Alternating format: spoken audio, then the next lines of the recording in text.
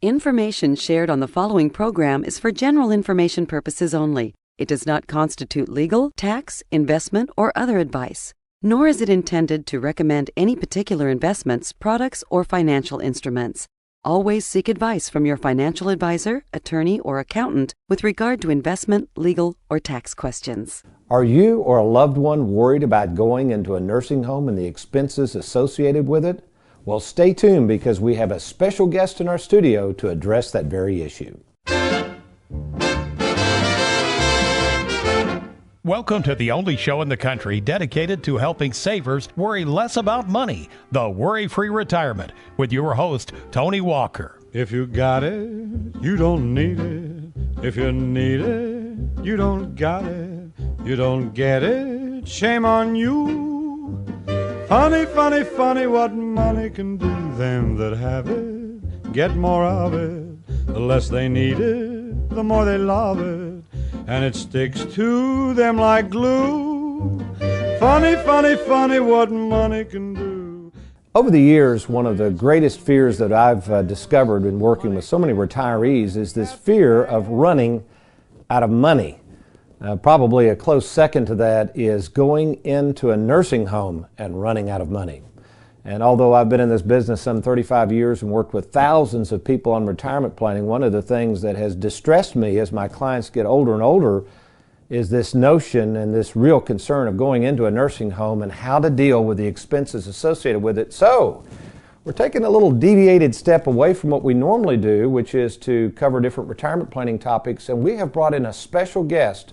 He's going to be here for the entire half hour. This is some really good stuff. An expert in this very topic of how to deal with the cost associated with long-term care, and that is Mr. Tom Krause, all the way from Green Bay, Wisconsin. Good to have you with us, Tom. Thank you for having us, Tony. Yeah, this has been exciting. And before we get into the topic today, I think it's interesting how we met. For folks out there who may or may not know, we do a lot of retirement planning, estate planning. One of the things we're coming into is this whole issue. Some of our clients or family members come to us with mothers and fathers, and they say, Tony, we got a problem.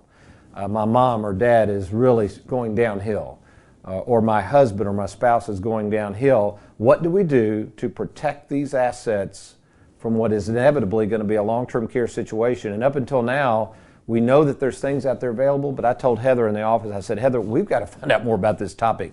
So I sent her out to Las Vegas, and lo and behold, she came back and she said, Tony, I think we found just the resource to help us and our clients deal with this issue, which is the Krause Agency, which I'd never heard of you all, but I'm glad I did. So let's start off, first of all, just if you would, just briefly introduce yourself, Tom. Who is the Krause Agency, and where you're all located, how you all got into this specific field, a very specialized field, if you would, please. Sure. Well, my name's Tom Krause again. I'm an attorney with the Krause Agency. My official title is the VP of Sales and Marketing. Been with the company now for about 5 years. We started out a number of years ago, I'd say about 25 years ago. My father actually started the firm.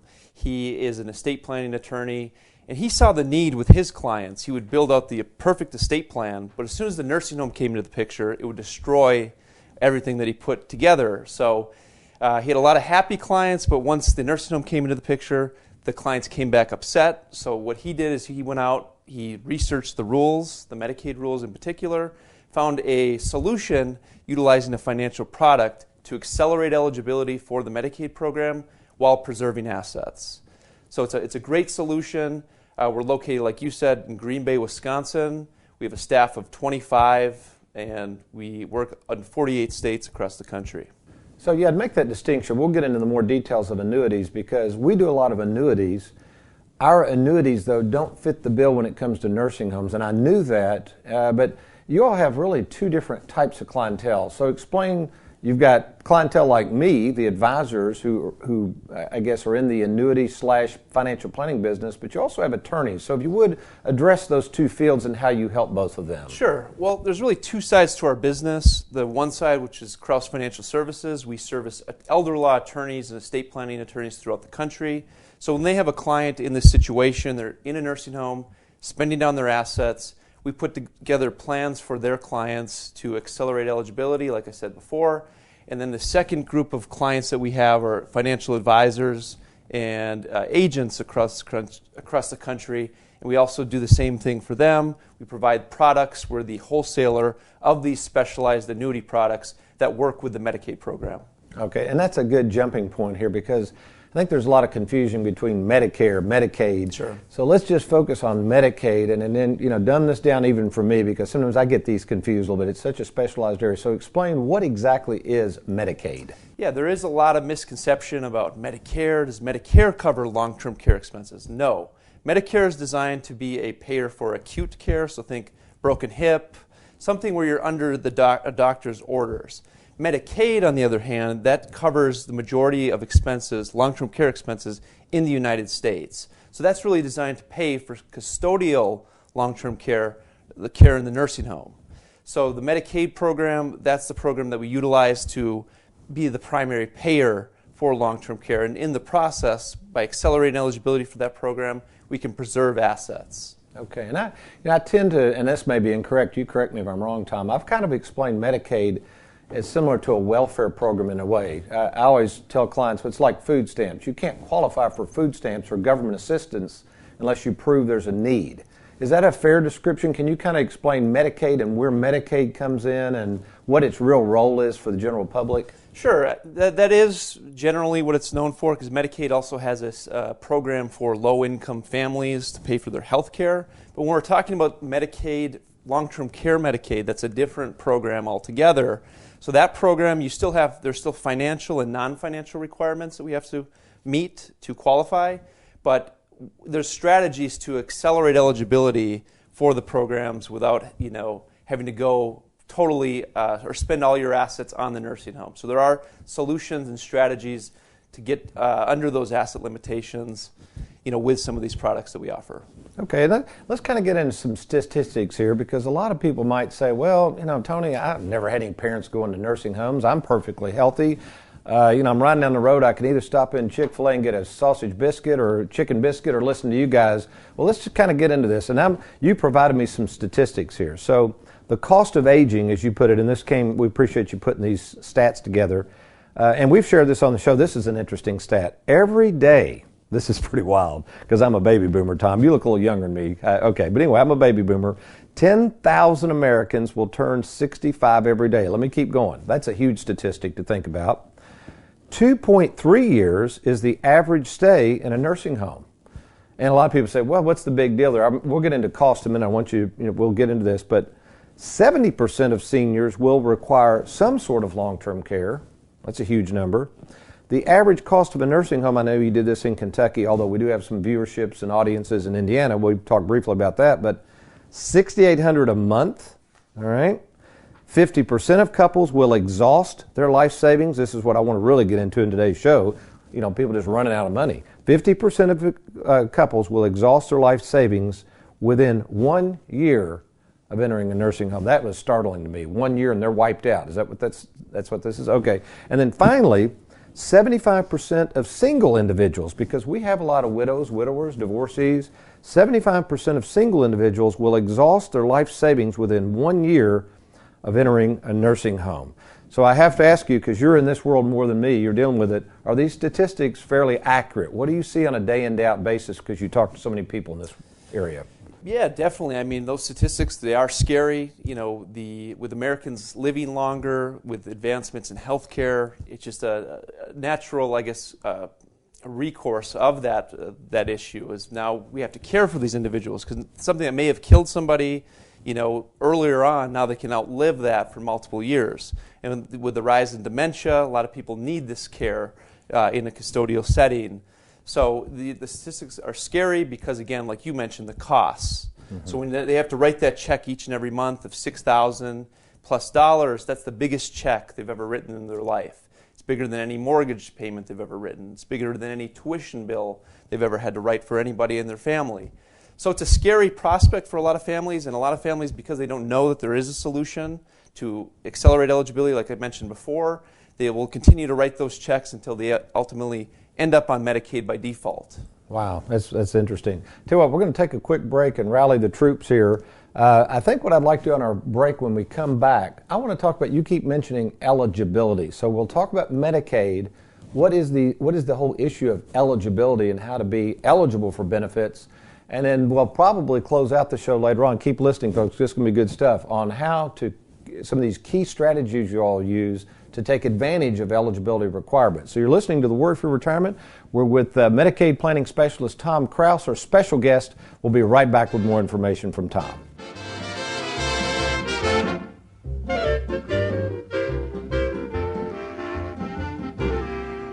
Have you recently retired, been laid off, or offered a buyout? Has the company you work for recently moved or been acquired or closed its doors forever? Then take advantage of this opportunity to move your 401k to safer territory. Why continue to risk your hard-earned money when you don't have to? Let's meet in person today to discuss your retirement options. Log on to TonyWalkerFinancial.com to schedule your no-obligation appointment to meet with me in person. Do it today.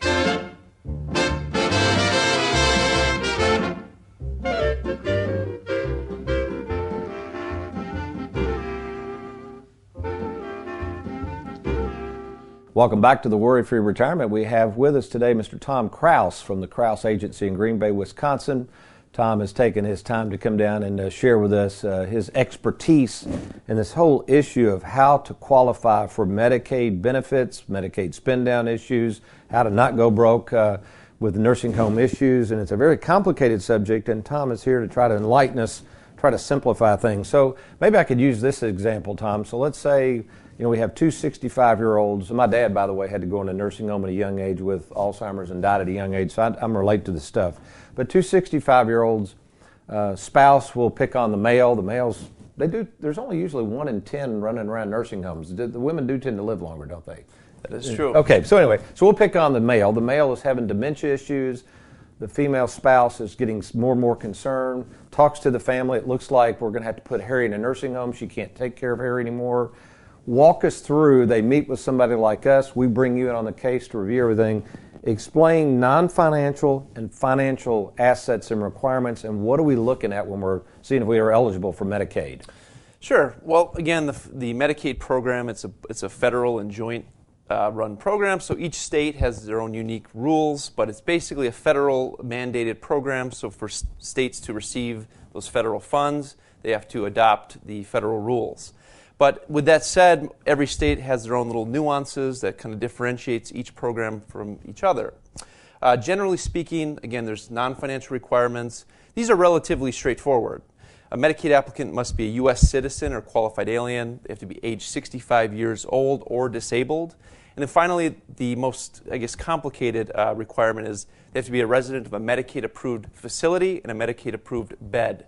So typically that's going to be 2 to a room. So if you're in a single room, that's not going to qualify under that standard. So you're looking for a Medicaid-approved facility and a Medicaid-approved bed. And can I stop right there? So yes. How do you find out very quickly what facilities are Medicaid-approved, et cetera? How do you go about that? Yeah, well, most facilities are going to have an allotment of Medicaid-approved beds. So you want to check ahead with that facility to ensure that they have a space or there's some space open for the potential resident. Okay, good deal. Keep going. Yep. I'm sorry. Yep, so from there, then the financial requirements, that's where it gets a little bit more complicated. But generally speaking, there's an income test or rule, and then there's an asset test or rule. The income test is relatively straightforward. The Medicaid applicant just cannot have more income than the private pay cost of the nursing home facility.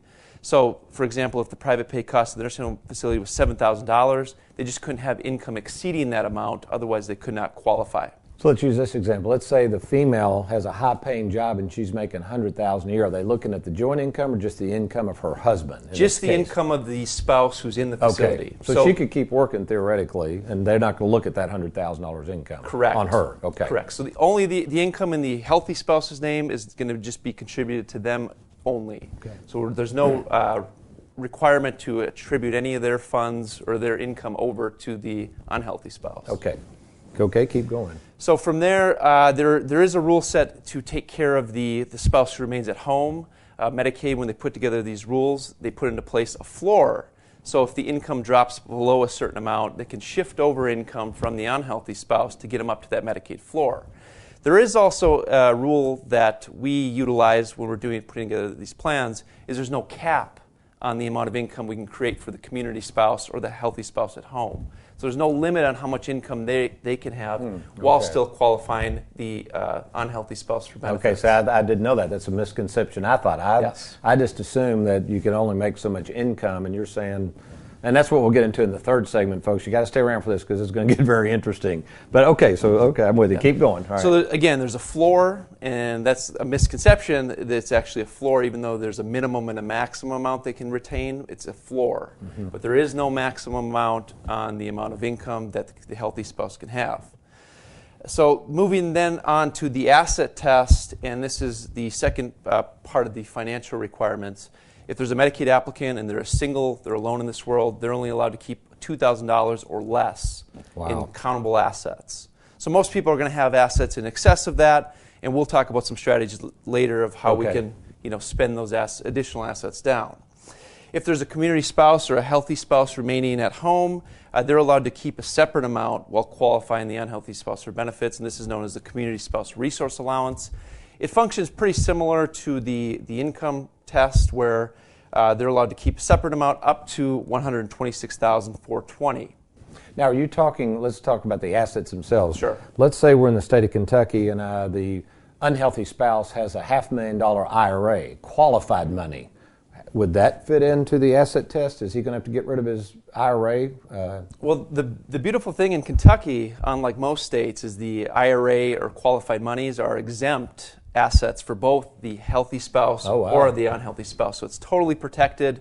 Medicaid's not looking at that as part of this spend down process. Okay, so now we're in the bordering state of Indiana. I think there's a little more bad news there, isn't there? Indiana just put through a rule where now they're going to be counting both spouses, the healthy spouse or unhealthy spouse's IRAs as countable. So we're going to have to spend those down like we would other countable assets like checking accounts, money market accounts, things of that nature. So if you have a large IRA account, you probably want to go into a nursing home facility in Kentucky.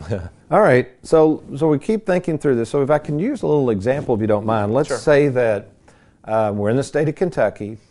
This gentleman, I'm making some notes here. Maybe he does have a $500,000 IRA, but he also has $200,000 in a CD that's jointly held. And they've got a home, let's say it's worth $300,000 jointly held. Let's just keep it simple. Those are their three main assets. So he's got a $500,000 IRA. He retired and he rolled that over. They've got a joint checking account or CD of $200,000 at the bank, and their home's worth $300,000. It's paid for.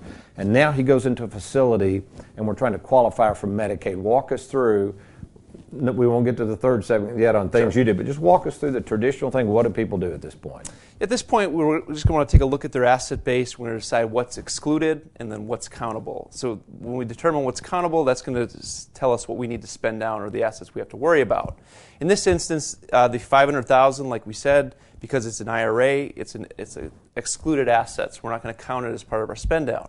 Additionally, the home is going to be totally protected for the benefit of the community spouse, so long as they reside in the home. So that's going to be off the balance sheet.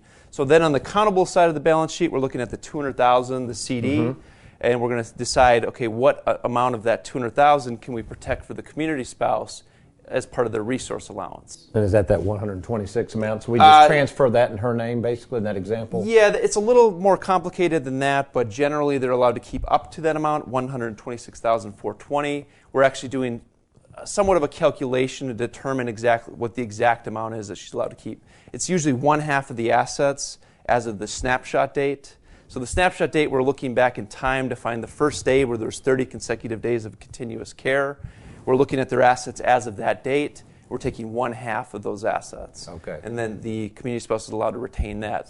So just for illustrative purposes, let's say that the community spouse in this example would be allowed to keep $100,000, which is half of the assets as of that date. So the spend down amount, the problem assets in this example would be $100,000. Okay. So let's kind of keep moving forward here. Let's talk about this home a minute, because again, I've tried to advise people. A lot of times they'll say, "Well, Tony, I don't know if I want to go to an elder care attorney and do all that." But isn't there something like a 5-year look back? And obviously the IRA has to stay in the spouse's name anyway, and if it's protected, there's no reason we'd transfer that out. But what about the home? Sometimes I advise people to think about transferring the home into a trust or some sort of life estate or something to get that 5-year window. Could you explain the gifting rules and how far they can look back? And then what's a typical strategy just dealing with the home? Well, when you go to apply for Medicaid, the Medicaid office is going to ask you, have you made any gifts or transfers for less than fair market value within the last 60 months? So they're going to go through your accounts to try to find anything that looks like a gift or functions like a gift. And they're going to total up that total amount of gifts, and then there's a penalty period will apply based on the average cost of care in the state. We're going to divide that total gifted amount by the average cost of care. That would create a penalty period associated to those gifts. So we cannot just give away assets within the 60 months unless we're doing it strategically, which is one of the strategies that we'll talk about later. For a single individual, we actually use these rules to our advantage when we're putting together a single individual plan. Okay, that's good stuff. Yeah. In addition, the home, typically you're going to want an elder law attorney or an estate planning attorney involved in these cases because they need to perfect the estate plan to bulletproof these overall strategies. So it requires an estate planning attorney, the right financial advisor, and the right financial product to really have the full strategy in play. Well, that's one reason I'm glad we've hitched our wagon to you, because what we're excited about is the opportunity to bring our current clients, those prospective new clients who are listening to this radio show now that don't have an advisor that has a team of people behind them, which would be you all. Obviously, folks, we're not affiliated necessarily with Krause. The way we work is, and we'll get into this in the next segment, the annuities and how we can come in and help, and you all provide those proper annuities that are set up to do what you're trying to do with your expertise, which is really exciting for us. So you all stay tuned. When we come back, now we're going to provide the actual solution. So what do we do in this same example if somebody has quite a bit of assets they're trying to protect, and how do we spend down those assets, transfer those assets, perfectly legal stuff here that our guest Tom Krause is going to share with us. You stay tuned. You're listening to The Worry-Free Retirement. We'll be right back. Are you retired or retiring soon? Can you afford for your money to take a hit with the stock market being so volatile these days? Nobody can time the market, but having a retirement game plan with Tony Walker Financial gives you peace of mind and sleep insurance. Learn how to prevent losses in your retirement accounts and plan your retirement around an income you can never outlive. Log on to TonyWalkerFinancial.com today to schedule a personal meeting with Tony to secure your hard-earned money. That's TonyWalkerFinancial.com.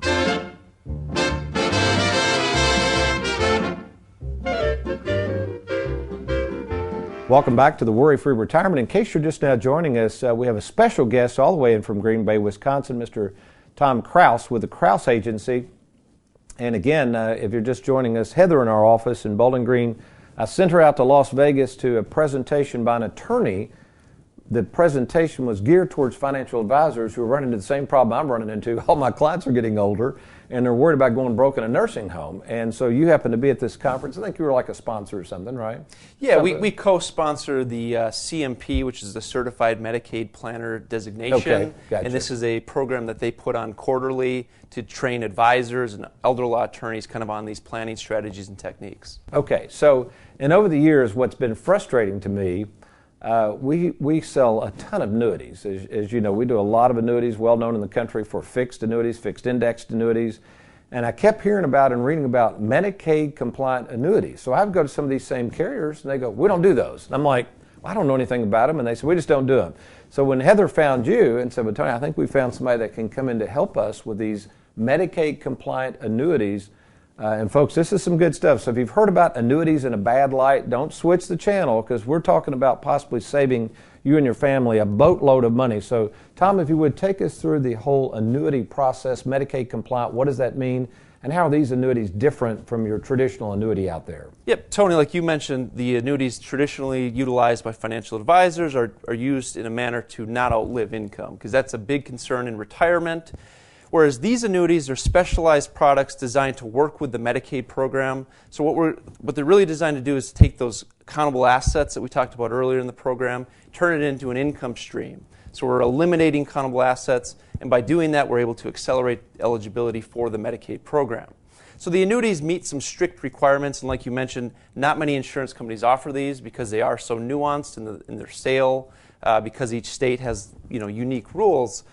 So some of the requirements that have to be there's actually 5 key or core requirements. The annuity has to be irrevocable, non-assignable, has to be actuarially sound, has to make equal monthly payments, and we have to name the state as primary beneficiary. And I can get into each one of those in more detail, but generally speaking, most annuities in the marketplace, you're not going to find all of those features because each one has to be there. If we fail one of those tests, the annuity is not going to work with the Medicaid program. So let's go back up just a minute. So let's use an example. So let's even make it a little more money. And forget an IRA or whatever. Let's just say, because this happens sometimes, Tom, I have somebody come in. I had this the other day, actually. Mother is still alive. She's 80. Okay. She's going downhill. The kids are coming in, and they're worried about what to do. And she hasn't ever gifted any assets, and they're thinking, gosh, if she breaks a hip and goes to a nursing home, what are we going to do? Let's say mom has a $300,000 home, and she's single, and she has $500,000 at the bank, non-qualified assets, and she slips and falls, and all of a sudden they got to put her in a nursing home. What's going to happen next with these annuities? What could we do with them? Well, in that case, again, we want to take a look at the asset base and determine what's the problem assets. The home for a single individual, that might be tough to protect because we can protect it up to $575,000 if they have the intent to return home, and that's just an affidavit stating that if they improve, they have the intention to return home at some point in the future. Yeah, so when we're looking at that $500,000, we're going to put together a plan, a spend-down plan for this individual. And like I said earlier, we're going to use those divestment rules or those gifting rules to our advantage. So in this instance, we're going to be able to protect approximately half of her assets. So we're going to make a gift of approximately, you said $150,000. Yeah, but so there was $500,000 in the CD or whatever. So we could gift $250,000 in that example. In that example, we'd gift approximately $250,000 by making who? To the children. Immediate gift to the children. Gotcha. That $250,000 gift, when we go to apply for Medicaid, they're going to apply a penalty period for that gift. So they're going to look at that because it's been within 5 years. Yeah. Medicaid is, and so you made a gift. Correct. Okay, keep going. And then we're going to purchase a short-term Medicaid compliant annuity to mirror that penalty period. Okay. So during the penalty period, between her income from Social Security, pension, and the annuity income, we're going to be just below the private pay rate of the facility. So during the penalty period, we're going to be privately paying. At the end of the penalty period, that's when Medicaid will kick in and begin picking up the cost of the care. So what did we do there? We saved approximately one half of the assets. We made an immediate gift to the children, and we qualified mom for Medicaid. You know, we have a certain result. We know when she's going to qualify. So we've taken her having to write that check each and every month for $7,000, $8,000, and we've now reduced it at a certain point down the line to her Social Security check less some deductions. It's incredible. So let's kind of walk through this. So somebody listening to the show right now, Tom, says, golly, I've got a spouse that I'm worried about. I've got a parent that I'm worried about. Whatever the situation might be, what is the first step? I mean, obviously they could call our office, but what could they expect to do? I know you all have a questionnaire that we could use to try to help facilitate this conversation, but kind of walk through how that process works. Yeah, well, first one, they want to go to either their financial advisor or find an elder law attorney in their area. So that's going to be the first step. And usually families find these individuals based on having to write that check a few times, then realizing, wow, I'm going to be broke if I have to keep writing this check. So then they'll reach out to the person who's either managed their money or an elder law attorney in a lot of cases, and at which point the elder law attorney or the financial advisor will put together a spreadsheet and kind of take a tally of what they have available in assets. And from that point, we're going to look at the asset base. We're going to determine what's countable, what's excluded, and from that point, we're going to put together one of these spend-down plans. Okay, that sounds wonderful. Well, if you're listening, folks, here's all you have to do. If you're interested in this type of services, right now, just log on to TonyWalkerFinancial.com, or you can even email me at Tony@TonyWalkerFinancial.com. That's Tony@TonyWalkerFinancial.com, or give us a call at 877-499-9255. That's 877-499-9255. And let's talk and just figure out how we might be able to help. And if it warrants, we will, if that's okay, kind of bring you in and you can provide some guidance. And then along with a specific attorney to help us as well, maybe we can put a plan together for these folks. Yes, I agree. You do it. Listen, really appreciate you being on. It's been great for you to come all the way down from Wisconsin. Folks, you've been listening to Word for Retirement. Next week, ironically, we're going to do another formatted show. We've got a specialist from Atlanta, Georgia coming in to talk about Social Security. So you've got to tune in for that. That's next week with Heather Schreiber, a well-known expert in Social Security. You've been listening to the Worry-Free Retirement. I'm Tony Walker. You let us know if we can be of any help. But between now and next week, you remember, if all else fails, you be worry-free. Funny, funny, funny what money can do.